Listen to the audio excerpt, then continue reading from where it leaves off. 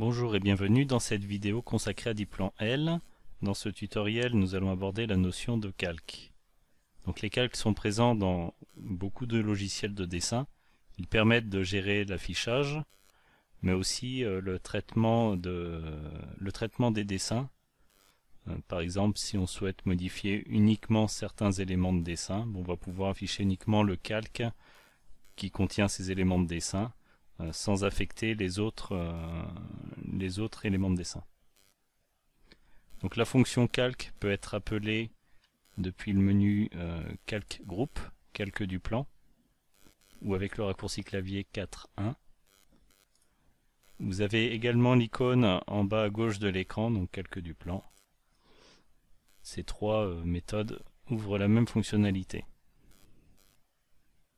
Donc par défaut, un plan contient toujours le calque standard qui est créé automatiquement par le logiciel, qui peut être modifié naturellement. Vu qu'on a utilisé un modèle de plan pour créer ce plan-là, il contient aussi le calque caché qui est défini dans le modèle de plan, donc créé automatiquement lors de la création d'un nouveau plan à partir de ce modèle. Chaque calque est défini donc par un nom, un type de trait qui est modifiable, une épaisseur de trait et une couleur. L'échelle ne sert pas dans le cadre de PlanCAD L. Ça sert uniquement pour le modèle 3D, puisqu'on a la possibilité aussi de définir des calques dans le modèle 3D. Alors l'épaisseur du trait ne sera pas visible directement dans PlanCAD. Ce sera visible uniquement lors de l'impression. Alors par défaut, puisqu'on peut aussi activer l'affichage des épaisseurs de traits dans PlanCAD. Donc là on voit par exemple sur cette impression PDF que l'épaisseur des traits est bien visible, donc sur cette épure de charpente. Donc on va aller sur un autre plan qui contient déjà des éléments de dessin pour voir un petit peu les différentes possibilités que nous avons dans la gestion des calques. Donc déjà, on va retrouver deux colonnes. La première colonne indique les calques qui sont visibles dès l'instant où la case est cochée. Par exemple, si je décoche les égouts et je décoche les lignes de trave, on voit en temps réel les éléments de dessin qui disparaissent. Nous avons aussi la possibilité de tous les désactiver avec le bouton aucun. Seul le calque actif reste activé. On est obligé d'avoir un calque qui est actif. Le calque actif, on le retrouve aussi en bas à gauche de l'écran, ici, là dans le menu déroulant. C'est celui dans lequel les éléments de dessin seront créés par défaut. Donc on peut également changer le calque avant de créer un élément de dessin.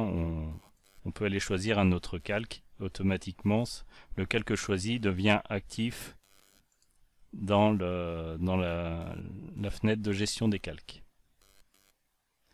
On retrouve aussi un bouton pour les classer par ordre alphabétique. On peut aussi déplacer le calque sélectionné manuellement, donc pour les classer comme on le souhaite. On dispose aussi d'un aperçu. Donc par exemple, si je reviens sur mes lignes de trave et je clique sur le bouton aperçu, on voit que celles-ci sont mises en surbrillance, ce qui permet de vérifier en fait les éléments qui sont contenus dans ce calque. On va avoir aussi un bouton ajouter élément pour rajouter des lignes au calque sélectionné. Donc par exemple, si je prends mon calque ligne de trave, je clique sur ajouter élément, automatiquement je vais pouvoir aller sélectionner des éléments de texte, de dessin, peu importe, et les rajouter donc automatiquement à mon calque. On voit qu'ici l'élément sélectionné est ajouté. Et les deux derniers boutons nous permettent soit d'effacer le calque sélectionné, ou de supprimer les calques vides. Par exemple ici dans le calque caché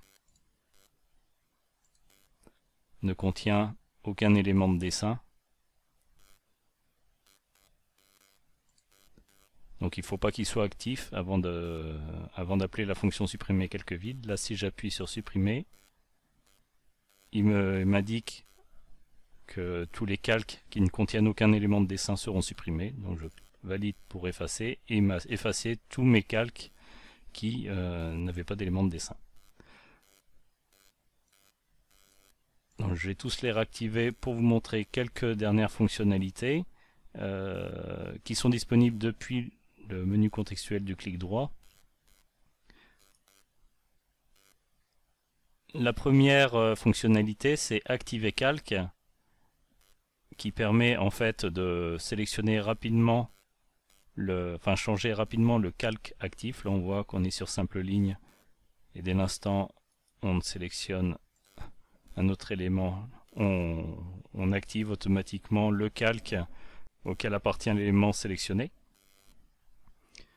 Ça évite d'ouvrir à chaque fois la gestion des calques avant de créer un élément de dessin ou d'aller le rechercher ici dans la liste. Autre possibilité, c'est de masquer tous les éléments de dessin du calque auquel appartient l'élément de dessin sélectionné. Donc là, il m'a masqué tous les dessins qui étaient dans le même calque. Et dernière fonctionnalité, c'est modifier calque. Et il va aller pointer automatiquement le calque qui contient ces éléments de dessin. Et là, je vais pouvoir changer par exemple la couleur pour dire que c'est en rouge. Automatiquement, tous les éléments concernés seront modifiés. Nous avons fait le tour des fonctions de gestion des calques. Merci d'avoir visionné ce tutoriel et à bientôt pour découvrir d'autres fonctionnalités.